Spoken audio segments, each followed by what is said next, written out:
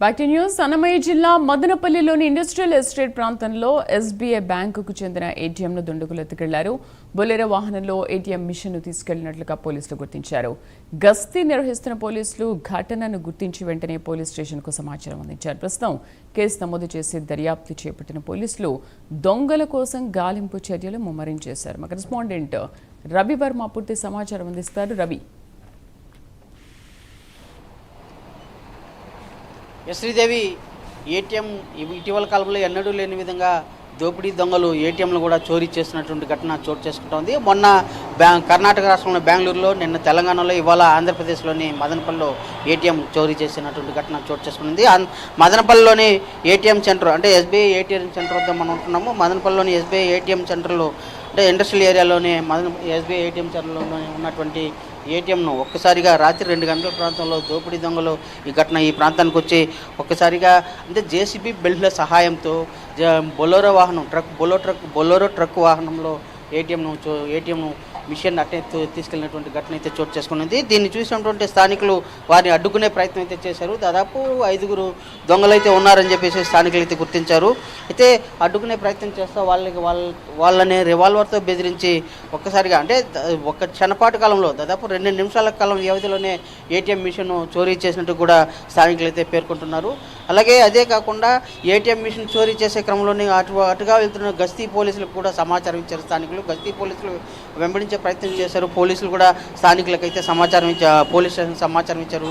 అంటే సమాచారం ఇవ్వడంతోనే సీసీ కెమెరాల మానిటరింగ్ సిస్టమ్ ద్వారా ఎక్కడ వాహనాలను గుర్తించే ప్రయత్నం అయితే చేస్తూ వస్తున్నారు. అదే కాకుండా గతంలో ఎన్నడూ లేని విధంగా ఏటీఎం సెంటర్ ఒక్కసారిగా మదనపల్లి ఏటీఎం సెంటర్ చోరీ కావడంతో జిల్లా ఎస్పీ స్పందించారు.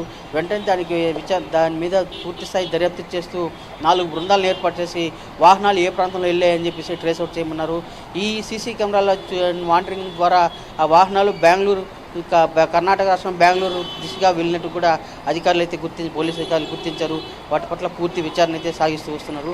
అయితే నిన్న సాయంత్రమే అదే ఏటీఎం సెంటర్లో దాదాపు 12 లక్షల నగదు నిల్వ చేసినట్టు కూడా బ్యాంకు ఉద్యోగులు అయితే స్పష్టం చేశారు.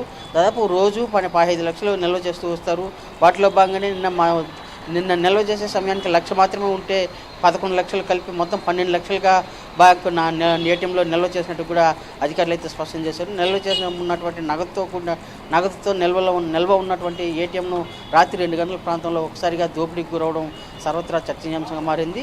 ఈ ఘటనను పోలీసులు సీరియస్గా తీసుకుని విచారణ చేపడుతూ వస్తున్నారు. దొంగల కోసం విచారణ చేపడుతూ వారి ఆచూకీ కోసం 4 బృందాలుగా ఏర్పాటు చేసి ఆచూకీ దీనికోసం ఎంక్వైరీ చేస్తూ వస్తున్నారు. Sridevi. Right Ravi Varma, thank you. మదనపల్లిలో ఈరోజు తెల్లవారుజామున 2 నుంచి 2:20 లోపల ఏటీఎం థెఫ్ట్ జరిగింది. ఎదురింటి వాళ్ళు కూడా చూశారు.